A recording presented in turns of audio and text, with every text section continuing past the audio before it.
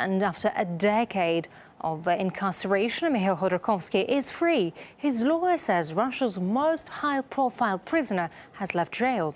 President Vladimir Putin signed a pardon for the former oil tycoon following a personal plea for amnesty. Let's get the latest details from RT's Igor Piskunov, who is in Petrozavodsk in Karelia for us. Hi there, Igor. So where is Mikhail Khodorkovsky right now?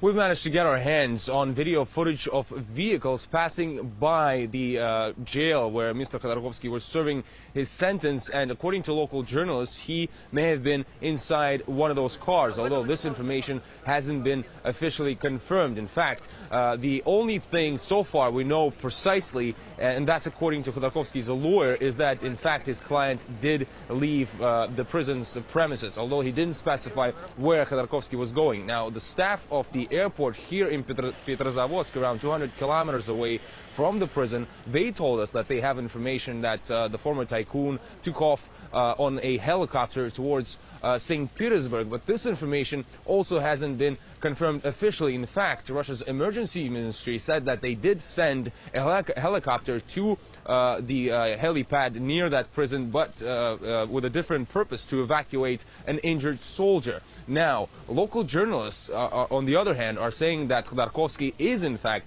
inside another helicopter, but that is still grounded also on the helipad near the prison. So frankly, we are getting very contradictory information right now, but the news about Khodorkovsky's release really did come as a major surprise to everyone, including his lawyers and even family members. I haven't accepted what has happened yet. There's been too much since yesterday for me. I'm still feeling lost and confused. I guess I still can't believe it.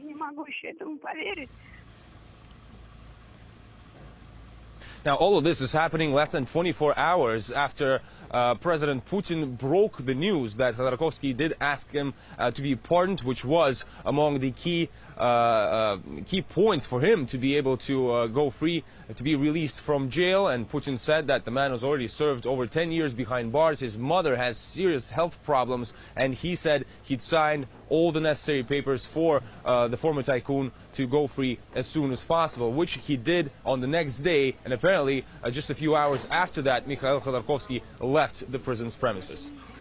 RT's Igor Piskunov live from Petrozavodsk. Igor, thank you very much indeed for that update. The decree granting a pardon to Mikhail Khodorkovsky is already available on the internet, on the Kremlin's official website, and here's the original text of it. It says the order is guided by the principles of humanity and that it comes into effect on the day of its signing, so is already in force. It's no exaggeration to say that President Putin's announcement that Khodorkovsky would be pardoned came as a huge surprise. RT's Anissa now takes a look. He may well be one of the most well-known prisoners in the world, but the idea of a pardon for former Russian tycoon Mikhail Khodorkovsky was unexpected, to say the least. A 4-hour Q&A and not one question about Khodorkovsky, and then this. Khodorkovsky recently wrote a petition asking me to pardon him. He spent more than 10 years in prison. This is a serious punishment. He cites humanitarian reasons, saying his mother is sick. I believe, taking due account of all the circumstances, it's possible to take a respective decision, and in the near future, I will sign a decree to pardon him.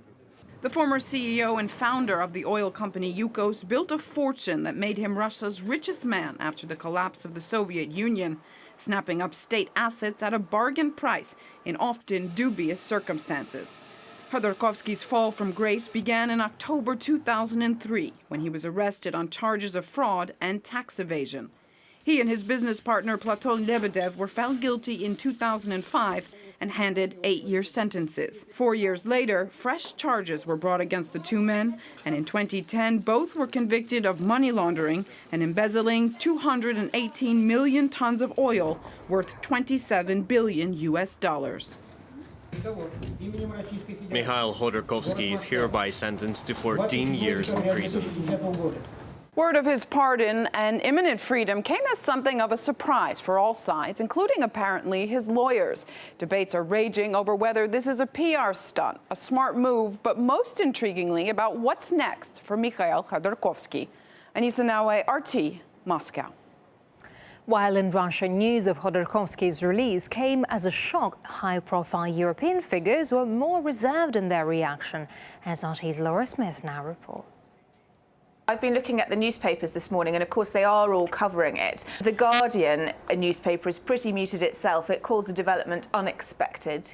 But the Telegraph newspaper uses the word bombshell, not once but twice in the article when it's writing about the pardon of Khodorkovsky. So it has come as a big surprise here. We've had a little bit of reaction, particularly out of Germany.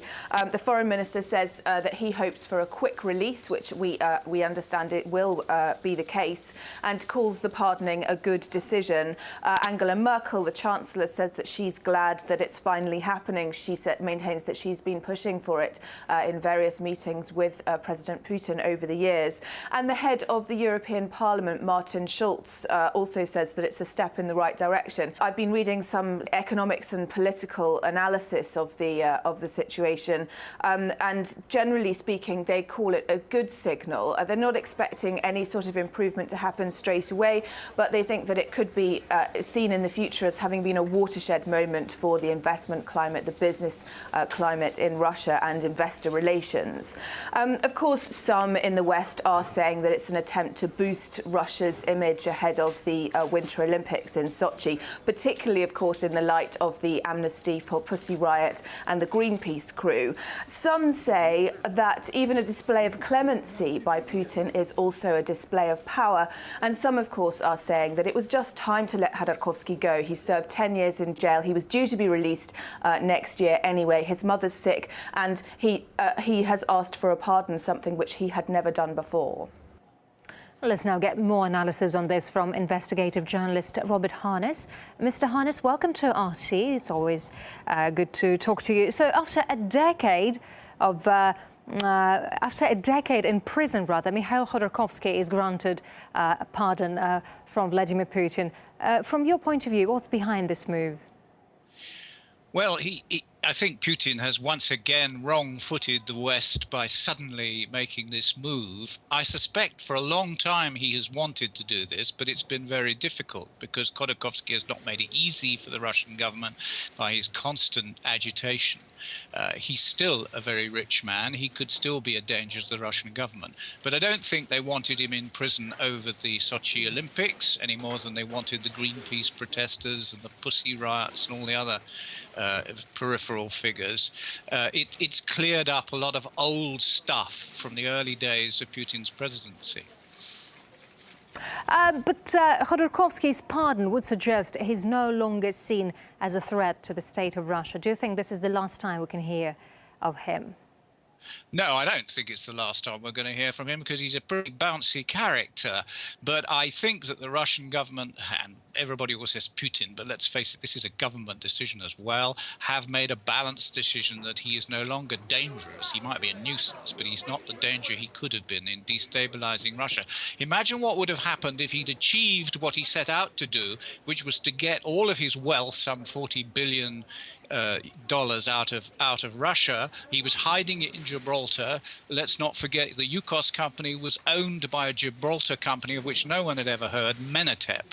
If he'd got that money out and got himself out, he would have been a huge problem for the Russian government. And now I think they feel that, yeah, sure, he can be a nuisance, but he's no longer a great threat. How do you explain such a muted reaction from Western governments on this news? Well, they have their discourse, you see. The Russians are bad. They lock up nice people like Mr.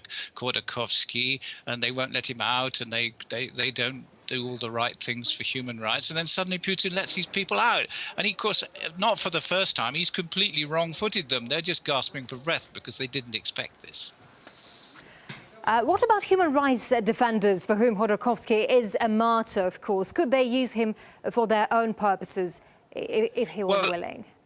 I think they'll be very foolish if they try, because the more you examine the history of Khodorkovsky with business partners suspected of being murdered. I don't want to slander the man, but there are all sorts of very shady things in his past, going well back into the 1990s and the Yeltsin era. Anybody who tries to set Khodorkovsky up as a sort of new Nelson Mandela is going to have some work on his hands.